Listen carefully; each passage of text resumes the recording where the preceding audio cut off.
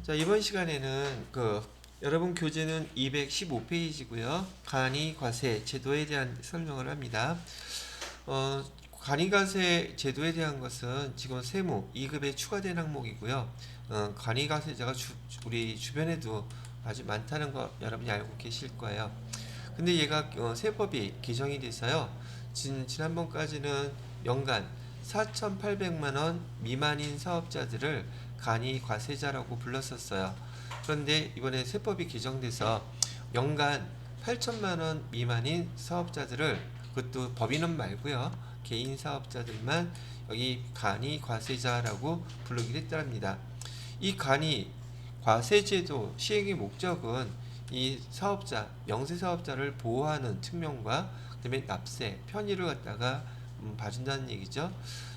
그래서 간이과세 제도의 특징을 보시게 되면 지금 여기서 주의하셔야 될 거, 지난번에도 말씀을 드렸지만 여기 간이과세자들은 모든 부가세를 계산할 때 공급대가가 기준이라는 걸 기억하셔야 된다는 얘기예요.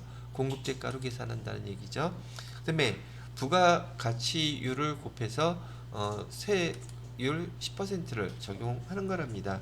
여기 10%. 자, 보시죠. 그러면 간이과세자는 납부세액을 어떻게 하기 때문에 납세자를 보호할 수 있다고 얘기를 하느냐면, 지금 여러분들이 요 해당되는 거래 내용을 비교해 보시게 되면 금방 이해가 되실 것 같아요. 우리 일반 과세자인 경우에는 공급가액이 여기 10만원 말까봐 10만원이라고 가정했을 때 부가세는 만원이 지금 매출세액만 있다고 치면 만원을 갖다가 받아가지고 부가가치세 신고 때 납부해야 되겠죠. 근데 간이과세자는 이렇게 계산을 안 한단 말이죠. 그럼 간이과세자의 그 매출세액은, 납부세액이요, 어떻게 계산하느냐 하면 매출만 있다고 가정했을 때 계산하는 근거가 공급대가예요. 공급대가면 지금 11만원이죠. 그죠? 여기다가 거기 부가가치율이라고 그랬는데, 부가가치율은 어디에 나와 있느냐면 218페이지 보시게 되면 업종별 부가가치율, 업종에 따라서 이 부가가치율이 간이과세자들은 정해져 있어요. 그래서 거기에 보시게 되면 전기, 가스, 증기, 수도사업, 얘는 부가가치율이 5%라고 하고요. 그 다음에 소매업, 그 다음에 재생용, 재료 수집, 판매업 10%, 제조, 농업, 임업, 얘는 20%, 건설업 30%, 이렇게 하면서 부가율이 정해져 있단 말이죠. 자, 그렇다면 그 중에서 하나 찍어보면 어때요? 찍어봐가지고 거기 소매업 볼까요?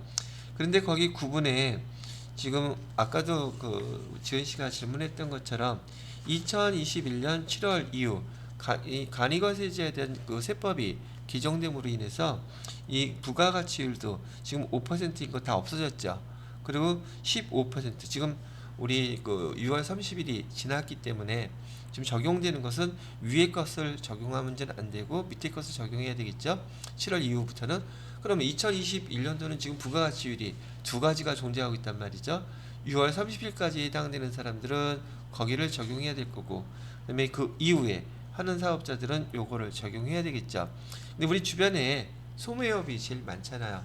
그러면 개정된 걸로 부가율을 저 여기에 15% 이렇게 적용을 해본단 말이죠. 그럼 금액이 얼마가 계산이 될까요? 뭘 얼마 계산돼? 두들겨 봐야죠. 11만원 곱하기 15% 하게 되면 16,000 얼마? 500원 이렇게 되죠. 자, 이렇게 계산한 부가율에다가 여기에다가 곱하기 10% 부가가치세를 계산하게 되면 얼마가 나와요? 1,650원 이렇게 나오죠. 자, 봐요. 일반 그 과세자들은 부가가치세에 대해서 만원을 받아가지고 만원을 내야 되죠. 근데 여기 간이사업자들은 얼마만 내면 돼요? 나머지 돈은 어떻게 해요? 분명히 받은 거는 똑같이 받았어요. 일반 과세자도 지금 10만원짜리 팔고 부가가치세 만원에서 11만원 받았고요. 간이과세자가 팔았을 때도 똑같은 거 팔아갖고 11만원 받았단 말이죠. 그런데 일반 과세자는 10,000원이 매출세액인데 간이과세자는 1,650원이 매출세액이란 말이에요. 그러면 어이씨 뭐 해야 되겠어요? 간이과세자 해야겠네. 이게 바로 사업자 보호하기 위한가요? 영세사업자이기 때문에 나머지 금액은요, 국가에서 간이사업자들 여러분들 가지세요. 왜? 영세사업자니까 부가세를 징수해서 상당한 부분 거의 80%를 그 간이사업자한테 준단 말이죠. 이게 일종의 이제 보조하는 수단인 거예요. 왜 차이가 나는지 알겠죠? 매입세액도 마찬가지로 계산하는 방법은 똑같아요. 그러면 여기 지금 현재 매출세액 계산했지만 매입세액 계산을 또 이렇게 똑같이 계산하시면 된다는 얘기예요. 근데 그 한도액은 얼마까지? 공급대가의 0.5% 한도 내에서만 한다는 얘기죠. 그러면 공급대가가 11만 원일 경우 곱하기 0.5% 하면 한도가 그러면 여기 매입세액은 똑같이 100% 매입했다고 또 가정을 해볼게요. 이번엔 매입세액을 계산하게 되면 11만 원에서 지금 여기 매출세액 계산하는 거하고 똑같이 계산한다면 1650원 나와서 부가세 납부할 건 빵 없어야 되죠. 그런데 한도가 얼마까지 한도라고 그랬냐면은 0.5% 한도 내에서 매입세액을 인정해 줄게요. 얘기를 했어요. 요거 계산했더니 얼마 나오냐면 550원 나와요. 그럼 부가세 납부할 세액이 생기죠. 이 한도액이 이만큼 돼 있다는 얘기예요. 그러니까 간이과세자들로부터 증빙 서류를 받게 되면 신용카드 매출 전표나 그다음에 현금 영수증을 받게 되면 매입세액을 다 공제 안 해주고 우리가 일반 전표에다 입력했었다 그랬었죠. 왜 그랬어요? 여기서는 지금 여기 간이과세자들은 세금 계산하는 게 다른데 간이과세자로부터 현금 영수증이나 신용카드 매출 전표 받았다고 그 매입세액을 다 공제해버리면 국가 입장에서는 완전히 손해나는 거잖아. 그러니까 간이사업자한테 받은 신용카드 매출 전표나 현금 영수증 같은 경우에는 매입세액이 공제가 된다 안 된다? 안 된다 그랬잖아요. 그래서 간이과세자한테 받은 신용카드 매출 전표, 그다음에 현금 영수증, 간이과세자, 불공사 다 어디다 입력하라 그랬어요? 일반 전표에다 입력하라 그랬죠. 이것 때문에 그런 거예요. 이유가 어떤지 이제 이해가 되셨어요? 여기서는 지금 10,000원 그 매입세 매출세 징수할 수 있는 금액이 지금 여기 1,650원밖에 안 되는데 이 사업자로부터 받은 여기 부가세는 얼마야? 10,000원이잖아. 10,000원을 공제해 줘 버리면 여기서 받는 건 1,650원밖에 없는데 10,000원 공제해 주면 완전 손해죠. 그러니까 아예 공제를 안 해주는 거예요. 그래서 간이사업자로부터 받은 신용카드 매출전표, 현금 영수증은 어디서 입력해라? 일반 전표에서 입력하고 공제가 된다 안 된다? 그리고 이 간이사업자가 발행하는 여기 신용카드 매출전표나 현금 영수증에는 공급가액, 세액 나누어져 있지 않아요. 그러면 당연히 일반 전표에다가 입력해야 된다는 얘기가 되겠죠. 자, 그 다음에 여기 간이과세자의 과세기간은 부가가치 신고할 때요 1월 1일부터 12월 31일 이 하나밖에 없어요. 그러면 예정신고 한다 안 한다? 안 한다 그랬었어요. 확정신고 의무만 있고 매년 1월 25일날 그럼 여기 납세 편의도 생기죠. 그죠? 예정신고 확정신고 다 1년에 한 번밖에 없으니까. 그래서 아까 얘기했던 목적인 사업자 보호는 여기 세금에 대한 지원이 있는 것이고요. 그 다음에 납세 편의는 여기 부가가치세 신고할 때 여기 확정신고 1년에 한 번만 하라고 한 겁니다. 그 다음에 215페이지 3번에 보시게 되면 간이과세자의 세금계산서 발급 의무 개정되기 전까지는 여기 간이과세자는 여기 세금계산서 발급 못하게 돼 있었어요. 근데 이번에 간이과세자가 그 한도가 8천만 원까지 올라가게 됨으로 인해서 거기 보시게 되면 간이과세자는 원칙적으로 세금계산서를 발급하여야 한다고 되어 있죠. 이게 바뀐 거예요. 근데 지난번에 있었던 아직도 간이과세자인데 직전 그 연간 소득이 공급대가로 4,800만 원 미만인 간이 사업자는 세금계산서 발급할 수 없다고 되어 있어요. 그래서 기억해 보시게 되면 거기 간이과세자 중에서 신규 사업자는 직전 연도 4,800만 원인지 8천만 원인지 기준을 정할 금액이 없으니까, 그죠? 여기 간이과세자 선택할 수 있다고 했었고요. 그다음에 직전 연도 공급 대가 합계액이 4,800만 원이 미만인 사업자는 세금계산서 발급할 수 없다고 되어 있죠. 두 번째, 니은해 보시게 되면 소매업, 음식업, 숙박업, 미용업, 우리 주변에 아주 많은 거죠. 그런 유사 서비스업, 여객 운송업 등 주로 사업자가 아닌 자에게 재화나 용역을 공급하는 사업자. 다만 소매업, 음식업, 숙박업 등은 공급받는 자가 요구하는 경우에 그때는 세금계산서 발급해 주래요. 전반적으로 세금계산서 발급 의무자만 받으면 되겠죠. 그것도 무조건 아니요, 요청할 때만, 달라고 할 때만. 그런데 가만히 보시게 되면 간이사업자한테 이런 것들을 사는 소매업, 음식점업, 숙박업 이런 것들은 여기 사업자가 그 세금계산서를 발급해달라고 요구하게 되면 요 세 업종 하나 둘 셋 요거는 해줘야 된다, 이렇게 기억을 하고 계시라는 얘기예요. 자, 그 다음에 밑에 간이사업자의 범위라고 되어 있는데, 간이사업자는 말이죠, 간이사업자는 법인은 무조건 안 돼요. 법인은 간이사업자로 등록할 수가 있다 없다? 없다. 우선 큰 틀부터 먼저 하나 기억해 놓으시고 해당되는 걸 갖다가 적용하시면 여러분이 이걸 이해하시는데 좀 쉬울 거라는 얘기죠. 자, 그래서 첫 번째 간이사업자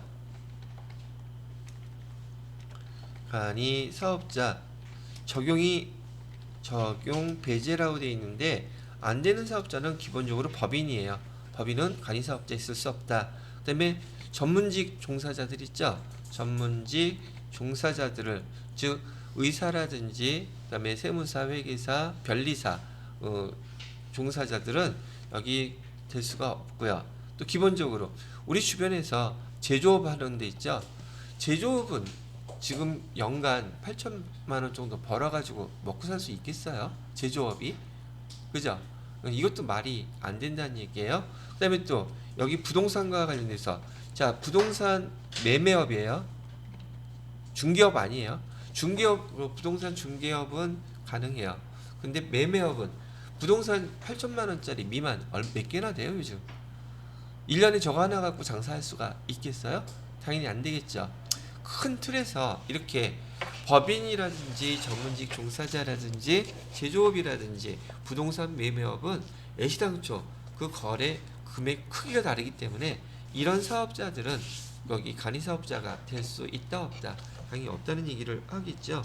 자, 그래서 교재 215페이지에 보시게 되면 적용 대상자, 그래서 이런 등등 되어 있고요. 다음 페이지에 216페이지에 보시게 되면 적용 배제, 그래서 여기 기억, 니은, 디귿, 리을 4개 나와 있죠. 요거 4개 보시게 되면 첫 번째, 간이과세가 적용되지 않는 다른 사업장을 보유하고 있는 사업자. 이건 뭐냐면 지금 사업자가요, 지금 간이과세자 맞는데 지금 내가 매장을 하나 하고 있어요. 근데 얘는 애시당초 벌써 간이과세가 아니에요. 일반과세야. 근데 내가 매장을 하나 더 내려고 그래. 근데 얘는 이제 신규잖아요. 처음 하니까 간이사업자로 된다? 안 된다고요. 먼저 벌써 사업장이 있는데 걔가 일반 사업자라면 간이과세 신규로 한다 해도 안 된다는 얘기고요. 그 다음에 두 번째로는, 자, 하나, 여기 보통 이게 어느 경우에 많이 발생하냐면 지금 아까 얘기해드렸던 우리 주변에 그 편의점들 있잖아요. 편의점을 2개, 3개 하시는 분들이 있단 말이에요. 근데 한 편의점에서 지금 매출액이 공급 대가로 8천만 원 미만이라서 6천만 원이에요. 그러면 간이과세자 되죠. 근데 또 하나 매장이 더 있어. 근데 얘는 4천만 원이야. 그럼 얘도 간이과세자 되죠. 근데 2개 합치면 넘죠? 그거 안 된다는 얘기예요. 그러니까 매장이 여러 개 있다 할지라도 합쳐서 그게 8천만 원이 넘어가면 그 사업자는 각각의 매장에 대해서는 간이사업자로 되지만 매출 규모로 봤을 때 합쳐서 8천만 원이 넘어가게 되면 이런 사업자는 간이과세자 될 수 없다는 얘기예요. 그다음에 디귿에 보시게 되면 그 업종에 대해서 광업, 그다음에 제조업, 도소매업, 소매업만 가능한데요. 도매를 하게 되면 8천만 원 갖고 말도 안 되죠. 그래서 당연한 거라고 보시면 되겠고, 부동산 매매업 전문 직종 돼 있고요. 그다음에 과세, 유흥장소와 부동산 임대사업자, 부동산 임대사업자 같은 경우도 공급대가 합계액이 4,800만 원 이상인 과세 유흥장소, 그다음에 부동산 임대사업자도 여기 간이사업자로 될 수 없습니다. 얘기하는 거고요. 그다음에 3번에 보시게 되면 신규 사업자, 간이가세, 신규 사업자인 경우에는 전년도에 없기 때문에 본인이 선택할 수 있어요. 처음에 신규할 때. 근데 주의하셔야 될 거, 간이사업자를 선택하게 되면 매입세 공제 못 받죠. 그러니까 신규 투자가 많은 사업자, 즉 프랜차이즈 매장 같은 거 하는 사람은 절대 간이과세자 선택하면 안 되겠죠. 매입세 다 공제 못 받아요. 조기환급도 신청 못 하고요. 근데 보통 아까도 얘기했던 부동산 중개업을 하시는 분들은 사무실자같이 들어가는 처음 신규 투자가 많지 않죠. 이런 사업자들은 간이과세자 하는 게 좋겠죠. 자, 다음에 과세 유형 변경과 간이과세 포개. 과세 유형 변경은요, 처음에 이렇게 아까 얘기 드렸던 신규 사업자가 사업을 이제 시작했어요. 근데 신규 투자가 많기 때문에 일반 사업자로 신청을 해서 사업을 하다 보니까 연간 소득 매출액이 이것 안 되는 거예요. 그러면 이 사람이 간이과세자로 전환할 수 있느냐? 예, 있다고요. 반대로 처음에 신규 사업을 시작했는데 얘도 마찬가지로 부동산 그 중개업에서 많이 나타나는 건데요. 이 부동산 중개업을 하는 이 부동산 중개 사무소가 되게 잘 돼. 그럼 처음에 신청일 때는 간이과세자가 있었는데 1년 동안 장사해 본 거 국세청에 신고하겠죠. 근데 국세청에서 알고 8천만 원 넘어가잖아요. 그러면 다음번에 고지서가 와요. 일반 사업자로 전환됐습니다라고. 그래서 여기 과세 유형 변경 또 간이과세 포기 그것도 가능하다 얘기를 해드리는 거고요. 간이과세 포기하게 되면 얘도 3년간 기다려야 돼요. 간이과세 포기하고 나서 우리 면세사 포기한 거하고 연수는 똑같아요. 적용하는 날짜는 조금 다르긴 한데 하여튼 3년이라는 기억 정도만 알고 계시면 되겠습니다. 그리고 217페이지에 보시게 되면 거기 간이과세자의 그 부가가치세 신고 모양을 보게 되면 우리가 간이과세자 거를 시험 문제 목적상으로는 간이과세자 거 할 일은 없어요. 간이과세자가 세무 회계하는 담당자를 고용할 수 있을까요? 없겠죠. 부가가치세 신고서 내용이 앞에서 우리가 봤던 부가가치세 신고서와 모양이 좀 달라요. 그죠? 그렇게 적용된다. 한번 봐두시라고요. 자, 그런 다음에 납부세 계산하는 거 아까 계산 제가 직접 해봐 드렸었죠. 납부세 계산하는 방법 그렇게 한다. 그렇게 아시면 되겠습니다. 그 다음에 218페이지에 보시게 되면 과세표준 과세표준은 제가 지금 여기 설명해 드린 거 있죠. 공급대가부터 시작한다는 거 잊어버리지 마시고요. 그 다음에 업종별 부가가치율 그렇게 되어 있고요. 그 다음에 신고와 납부 신고와 납부는 어차피 1년에 한 번밖에 안 한다 그랬었죠. 근데 만약에 중간에 폐업하게 된다면 나머지 앞에서 배웠던 내용하고 같습니다. 그다음에 여기 이 간이과세자들은요 예정 신고를 하지 않는 대신에 우리 여기 화면에 보시게 되면 예정 신고 없다 그랬죠. 근데 국세청에서요 얘는 일반 사업자는 예정 고지라고 그러는데 여기 간이 사업자들은 예정 부과라고 불러요. 그래서 예정 고지다, 예정 부과다 이 용어만 갖고서도 간이 사업자인지 아니면 일반 사업자인지도 구분을 할 수가 있다는 얘기를 합니다. 얘도 부과할 때 또 똑같이 뭐겠어요? 반땡이겠죠? 2분의 1이에요. 얘는 근데 1년이 과세 기간이니까 반은 6월달이 되겠죠. 6월 말 시점에서 전년도 냈던 거에 반을 고지를 해줘요.